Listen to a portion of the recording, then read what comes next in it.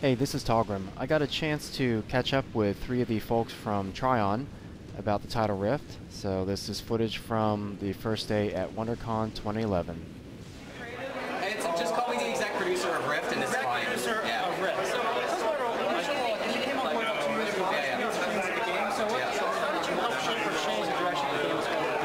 For me, it was really about taking a look at what had already, been done, what was already in place, and figuring out how to get from where they were to where we could launch a game. We could also play. We'd all be and it was amazing to me how much was actually there. I mean, it was by far one of the most functional teams with a functional technology, and they were in the process of, getting the game from dev mode to beta mode and then later launch mode. So yeah, it was more about guiding, and it really wasn't like come in and be Thor with the hammer. You had a great staff. Yeah, amazing. Yes. So how did you guys make the decision as far as the timing of the launch? Because I've been really impressed. It's now for 5 weeks, and I've really experienced no server downtime, no client patches, no on-demand downtime. Yeah. So how did you guys, how did you build the case to wait long enough till the game was polished enough to launch? Because it feels like to me you guys. It was really simple. I mean, because we had support all the way up through the execs and the board and everybody, and that is games that have all flopped in the last number of years largely have flopped either because they didn't have enough to do or they fell down.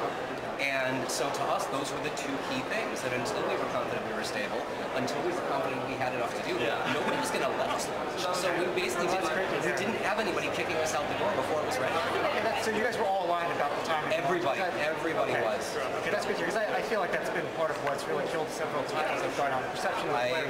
I agree. Yeah. Congratulations, thank you so much for your time. Absolutely. It's very nice meeting you. Right on. Are you guys like community managers, or are you on the development team, or are you? No, we're spread up the community, but we are we're the voice of the development team when they're too busy working. This is cool. So they're, the dev team is busy, hard at work, fixing the game. We're there to field the questions that you guys have, issues that players are having, and then go to the development team, get answers to them, let them know about it, and then get information back. So. Because you guys made a conscious decision to host your own forums, and there's a lot of there's some really good articles I've read. Like there's one article called "Taming the Forum Tiger," you guys have seen, but it talks about the risk of having your own forum versus letting other people host it. So, how do you guys feel about the interaction of the communities? I feel like I would say objectively, I feel like the community overreacted a little bit to some of the changes being put in place in 1.1. But what do you guys do with that? People aren't happy, things have changed. Even objectively overpowered things have been kind of tweaked. Like, what do you do with that? So the first thing you always have to keep in mind is that change is hard. Yeah. So when you change something, there's inevitably going to be someone who doesn't like it. So you take that and then you go, okay, now is he reacting to the change, or is he reacting to a negative effect of that change? And then once you find that out, you go, is that negative effect valid? Like, is that a valid concern? Is that something that we might want to look into? And from there, we go, okay, I think it is, and we'll pass that on. And then the development team will take that and use all the metrics that they get from game, with all the qualitative information we get from the players, and combine that to come up with the best decision possible. So from there, so not all negative feedback is bad feedback. And we read it, and we try to understand why do players feel this way, and then address that. Either it's a perception issue or an actual issue. Either way, we want to go, okay, why is it that you feel this way, and how can we explain it or improve it so that you come to accept the changes more easily. So how are you guys able, if there are inaccurate perceptions about the state of the game or state of the balance, how do you guys shape or influence that? Because people are going to believe whatever they're going to believe, and I think sometimes people tend to react emotionally on the forums. Sometimes we just need to let it simmer.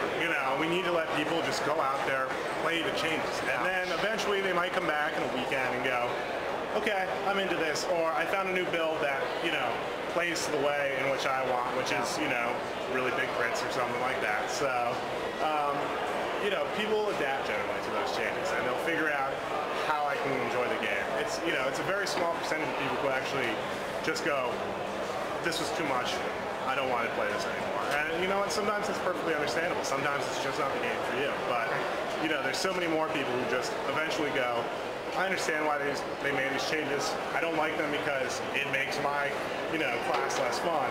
But on the whole, it makes the game more enjoyable for everyone, which means we're all going to have more fun for a longer, for more time. So that's the guerrilla footage that we captured today. We didn't have our video and audio equipment, so I will be transcribing the questions and responses from the Trion folks in case you couldn't catch all that. Take care.